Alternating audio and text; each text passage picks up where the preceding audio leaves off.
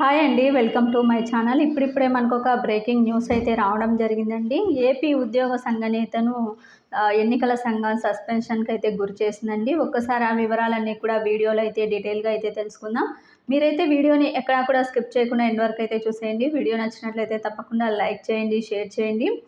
అయితే ఏపీ సచివాలయ ఉద్యోగ సంఘ నేత అయితే మొత్తానికి సస్పెన్షన్కి గురయ్యారండి. వెంకట్రామరెడ్డి గారిని అయితే సస్పెన్షన్కి అయితే గురి చేసింది ఎన్నికల సంఘం. ఇక తెలుగుదేశం పార్టీ ప్రధాన కార్యదర్శి వర్ల రామయ్య గారు కంప్లైంట్ అయితే ఇవ్వటం జరిగిందండి. వైసీపీకి అనుకూలంగా ప్రచారం అయితే చేస్తున్నారని చెప్పి లేఖ అయితే రాయటం జరిగింది. ఈ లేఖ అన్నీ కూడా వివరాలు పరిశీలించి ఎన్నికల సంఘం ఈసీ అయితే ఈ విధంగా నిర్ణయం అయితే తీసుకొని వెంకట్రామరెడ్డి గారిని అయితే సస్పెన్షన్కి అయితే గుర్చేసిందండి. అందరూ కూడా గమనించాలి.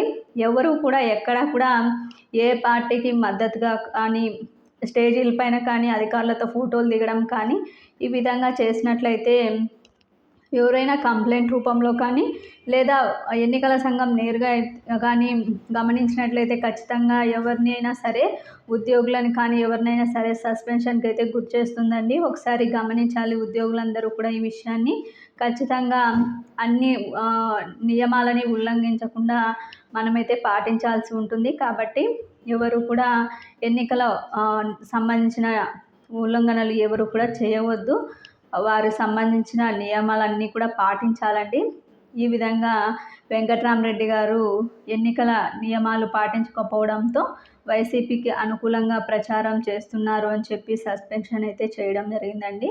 ప్రతి ఒక్కరు కూడా గమనించి ఈ విధంగా సస్పెన్షన్ గురి కాకుండా ఎన్నికల నియమాలన్నీ కూడా సరిగ్గా పాటించాలండి.